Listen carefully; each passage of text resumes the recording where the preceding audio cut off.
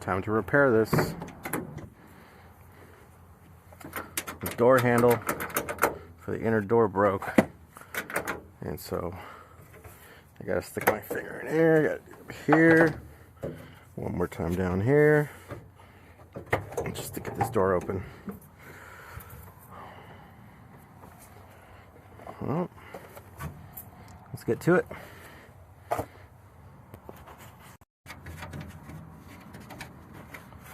Alright, there's 3. One more. Alright. That's 4. It should pop off. Yep. Oh, what am I missing? I know what I'm missing.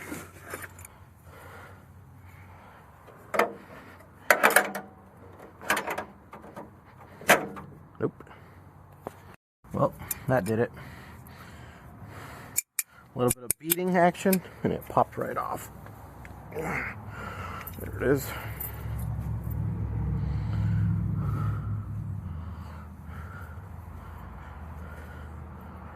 I could have swore, yep, here it is. There's a spring on this.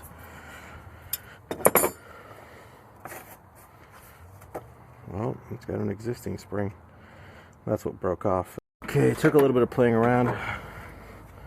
I had the old gasket still on there, and I had to take these off, little clips, to make room for this. But this one has a gasket on it already, so just pop that on, reattach the plastic clips, remove those plastic clips, and reattach everything.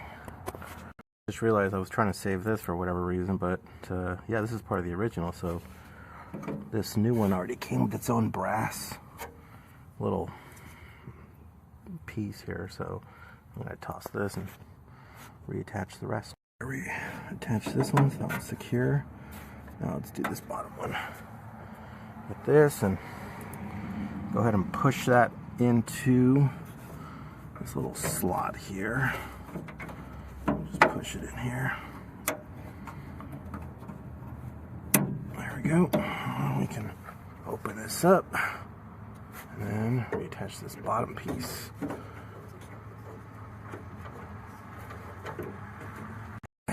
Bottom piece is in, clipped, and that's how that goes.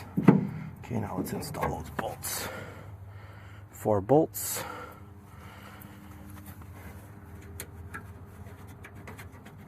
Not bolts, little nuts. Well, same thing, just different.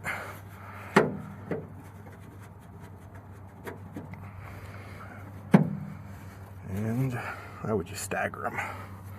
Top row. All right, they're all in there hand tight. Now let's just tighten them down.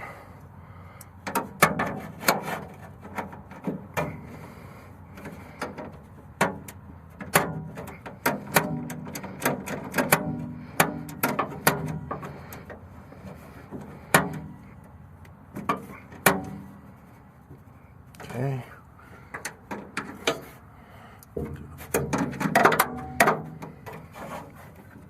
All the bolts are tight except for this top one right here. You can see that the rod is kind of in the way, so I'm going to have to open it up, disconnect it, and get it out of my way so I can do this properly. So there you go.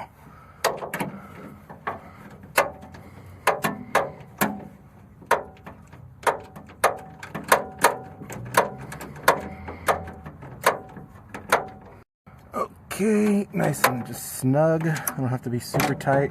I'm not trying to break these off right now. That's good.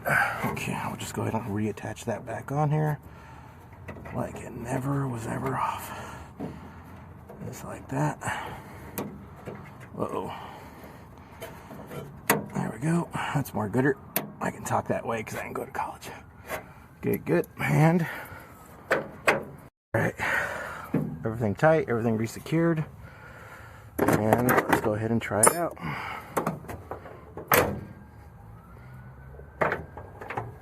Perfect. Well, that's going to save time Instead of sticking your hand up here and sticking your hand up here, I just open it like it was supposed to. All the wear and tear from vending. Now for the panel. I didn't show the removal of this panel just because I had removed it a few days ago, so that I can access the mechanism, but these just have some clips here and they just pop into these. To take it off, you will need at least, 2 or 3 flathead screwdrivers, because it's so tight on there. You're going to need to kind of shim it off of these little clips. So we'll just stick this pipe back on and see if we can remember how to do. Okay, so that, and they just push on like that, like that, like that, and you're good to go. Back in business. Awesome. So for those who don't know, the exterior door handle rear, if you try to Google this, you'll always come up with the rear doors of the van, or the interior mechanisms, which are these. This one was extremely hard to find, but once I did find it, from Dorman, I did actually end up finding it on Amazon for about 15 bucks. Everywhere else seemed to want to charge you about 50 or 60, so go check it out if you need it. Forgot to mention, I did just end up using a 10 millimeter. I'd probably recommend having an extension on there just so that you can get to those bolts up and right. I got a little wear and tear for my hands, but that's no big deal. And some small needle nose pliers.